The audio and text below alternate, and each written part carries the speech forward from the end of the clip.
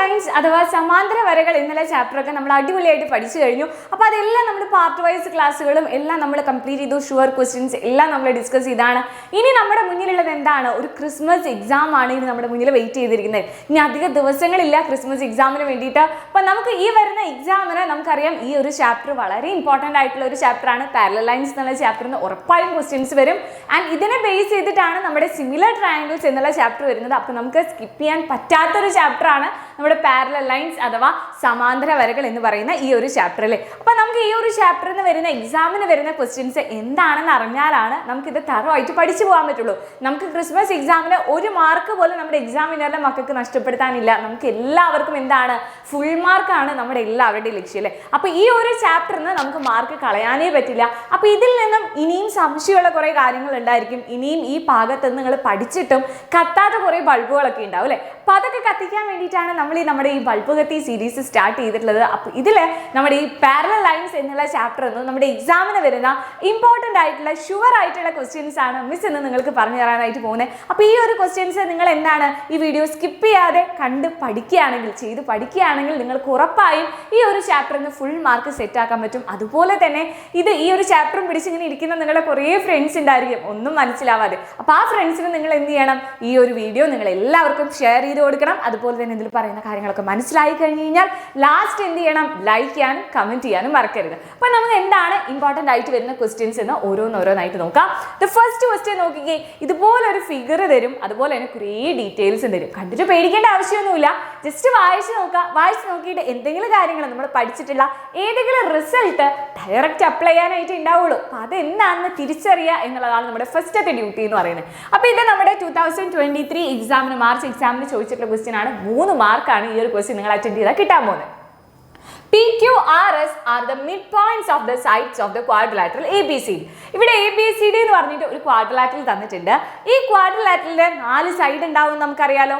ആ 4 സൈഡ്സിന്റെ mid points ആണ് നമ്മുടെ PQRS എന്ന് പറയുന്നത്. ഭംഗിയായിട്ട് ഈ ക്വാഡ്രിലാറ്ററൽ മിസ് ഇവിടെ മാറ്റി വരച്ചിട്ടുണ്ട്. ആരും ടെൻഷൻ അടിക്കേണ്ട, അത് കാണുന്നില്ല പറഞ്ഞിട്ട്.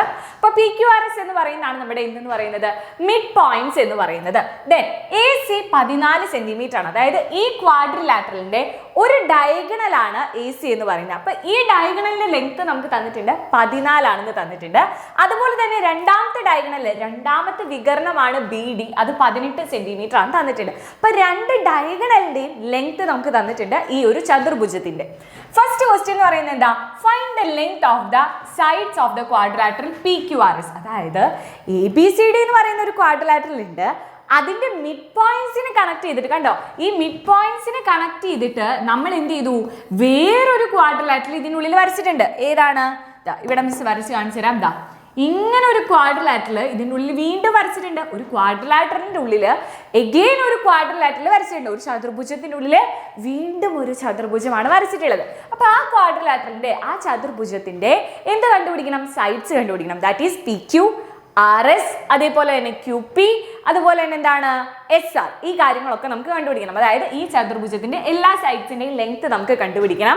ദെൻ സെക്കൻഡ് ക്വസ്റ്റ്യൻ വരുന്നത് among the following what type of quadrilateral is PQRS. അതായത് PQRS എന്ന് പറയുന്നത് എന്ത് തരത്തിലുള്ള ഒരു ചതുർഭുജമാണ്?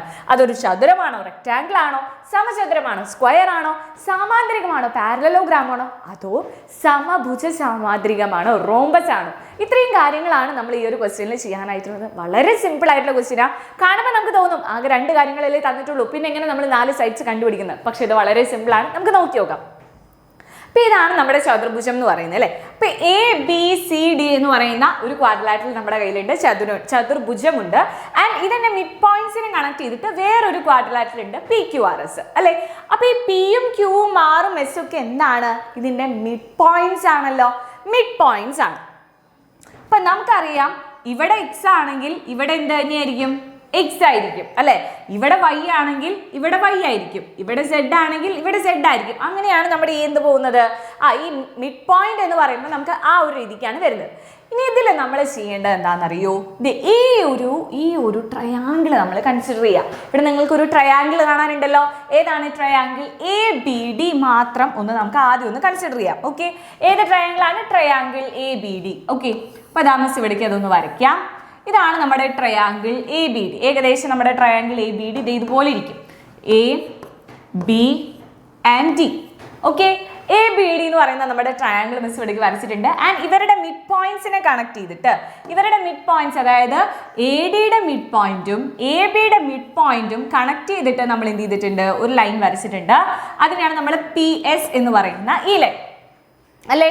ഇതിൽ നമുക്ക് ബി ഡി ഓൾറെഡി അറിയാം. ബി ഡി നമുക്ക് ഓൾറെഡി അറിയാം എത്രയാണ്, 18 ആണ്. ബി ഡി നമുക്ക് ഓൾറെഡി അറിയാം 18 ആണ്. ഇനി ഈ ട്രയാങ്കിളിൽ നമ്മൾ പഠിച്ചിട്ടുള്ള ട്രയാങ്കിൾ ഡിവിഷൻ, ത്രികോണ ഭാഗം എന്ന് പറയുന്ന ഭാഗത്ത് നമ്മളൊരു കാര്യം പഠിച്ചിട്ടുണ്ടായിരുന്നു അല്ലേ.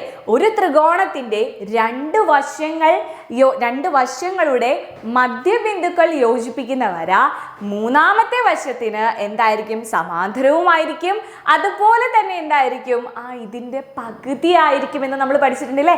നമ്മുടെ ത്രികോണ ഭാഗം എന്ന് പറയുന്ന ഭാഗത്ത് നമ്മൾ പഠിച്ചിട്ടുണ്ടായിരുന്നതാണ്. ഇപ്പം നമ്മുടെ കയ്യിൽ ഒരു ട്രയാങ്കിൾ ഉണ്ട്. ഓക്കെ, ഈ ട്രയാങ്കിളിൻ്റെ രണ്ട് സൈഡിൻ്റെ മിഡ് പോയിന്റ്സ് തമ്മിൽ നമ്മൾ കണക്ട് ചെയ്ത ഒരു ലൈൻ വരച്ചാൽ ഇതിൻ്റെ ലെങ്ത് എന്ന് പറയുന്നത് എന്തായിരിക്കും, ഇപ്പം ഇതിനെ നമ്മൾ പി ക്യു എന്നും A B C D. Okay, ഈ ട്രയാങ്കിൾ ഇങ്ങനെ പേര് കൊടുത്താൽ ഇവിടെ നമ്മൾ പഠിച്ചിട്ടുണ്ടായിരുന്ന റിസൾട്ട് ആയിരുന്നു പി ക്യു എന്ന് പറയുന്നത് ഹാഫ് ഓഫ് എ ബി ആയിരിക്കും. ഇത് നമ്മൾ പഠിച്ചിട്ടുള്ളതാണ് നമ്മുടെ ട്രയാങ്കിൾ ഡിവിഷൻ എന്നുള്ള ഭാഗത്ത്.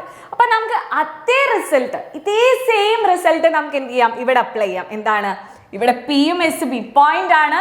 ബി ഡിക്ക് പാരലൽ ആയിട്ട്, അതായത് എ ബിയുടെയും എ ഡിയുടെയും മിഡ് പോയിന്റ്സ് തമ്മിൽ കണക്ട് ചെയ്ത് വരച്ചിട്ടുള്ള ഈ ലൈൻ എന്ന് പറയുന്നത്, അതായത് നമ്മുടെ ഈ പി എസ് എന്ന് പറയുന്നത് എന്തായിരിക്കും, ഹാഫ് ഓഫ് ബി ഡി ആയിരിക്കും. ബി ഡിയുടെ എന്തായിരിക്കും, പകുതി ആയിരിക്കും. അപ്പോൾ ഈ പി എസ് എന്ന് പറയുന്നത് നമുക്ക് എന്ത് കിട്ടും, പി എസ് എന്ന് പറയുന്ന 18ന്റെ പകുതി ആയിരിക്കും, ദാറ്റ് ഈസ് 9 ആയിരിക്കും. ഓക്കെ, അപ്പോൾ ഈ പി എസ് നമുക്ക് എത്ര കിട്ടും, 9 എന്ന് കിട്ടും. ഓക്കെ, അപ്പോൾ ഇത് നമുക്ക് 9 എന്ന് കിട്ടി. അപ്പോൾ ഇത് നമുക്ക് ഇവിടെ മാർക്ക് ചെയ്യാം. എത്രയാണ്, 9.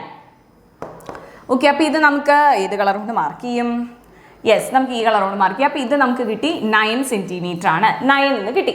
ഇനി അടുത്തത് നിങ്ങൾ നോക്കുക, ഇതേപോലെ നമുക്ക് ഈ ട്രയാങ്കിൾ കൺസിഡർ ചെയ്യാം. ഏതാണ്, triangle A B C consider ചെയ്താൽ ഇതേപോലെ തന്നെ നമുക്ക് എ സിയുടെ ലെങ്ത്തിന്റെ പകുതിയല്ലേ പി ക്യു വരിക അല്ലേ. ഇതേപോലെ തന്നെ സിമിലർലി നമുക്ക് ഇതിൻ്റെ ഉള്ളിലെ എല്ലാ ട്രയാങ്കിൾസും കൺസിഡർ ചെയ്യാം അല്ലേ. ഈ ഒരു ട്രയാങ്കിൾ നിങ്ങൾ കൺസിഡർ ചെയ്യാം, ഈ ഒരു ട്രയാങ്കിൾ കൺസിഡർ ചെയ്യാം.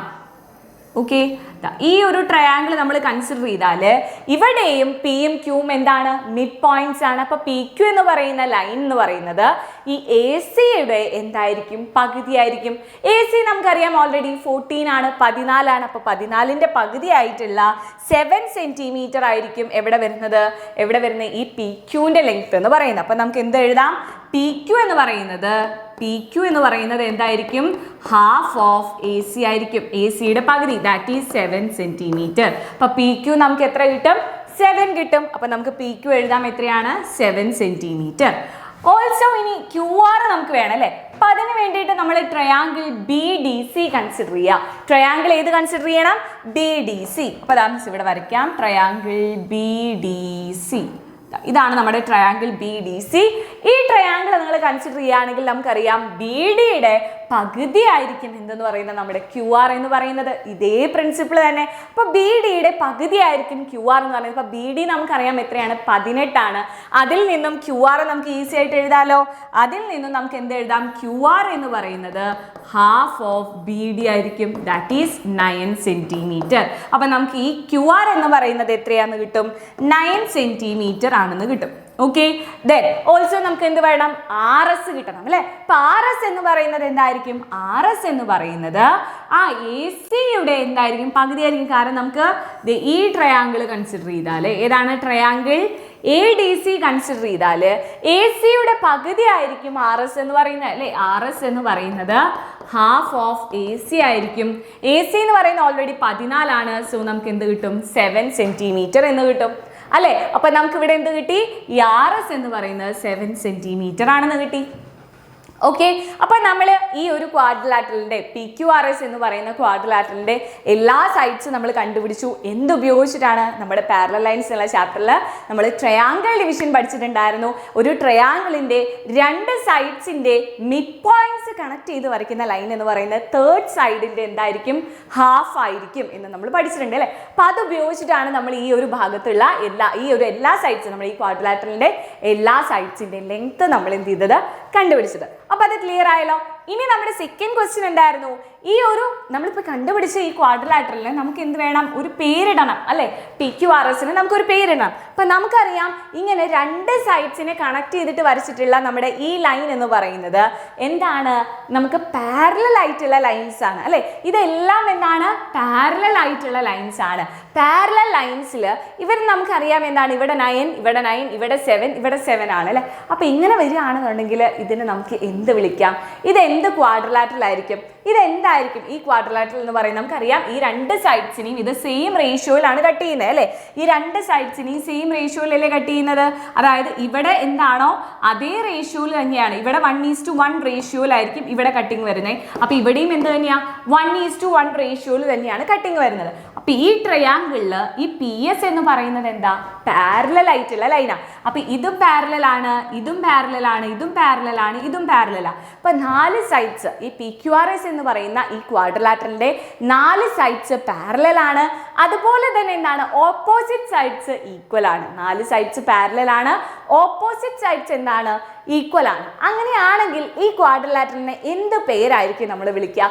അതെന്താണെന്നുള്ളത് മിസ്സിന്റെ കുട്ടികൾ എന്ത് ചെയ്യുക? താഴെ ഈ വീഡിയോന്റെ താഴെ എല്ലാവരും കമന്റ് ചെയ്യുക. അപ്പോൾ ആലോചിക്കുക എന്താണ്? ഇതൊരു ക്വാഡ്രിലാറ്ററൽ ആണ്. ഈ ക്വാഡ്രിലാറ്ററലിന്റെ ഓപ്പോസിറ്റ് സൈഡ്സ് എന്താണ്? ഈക്വൽ ആണ്. ഓൾസോ നമുക്കറിയാം ഇതെന്താണ്? 4 സൈഡും പാരലൽ ആണ് അല്ലേ? ഇതിന്റെ ഓപ്പോസിറ്റ് സൈഡ്സ് എല്ലാം തന്നെ എന്താണ്? പാരലൽ ആണ്. അതായത് ഈ PS-ഉം അതുപോലെ RQയും പാരലൽ ആണ്.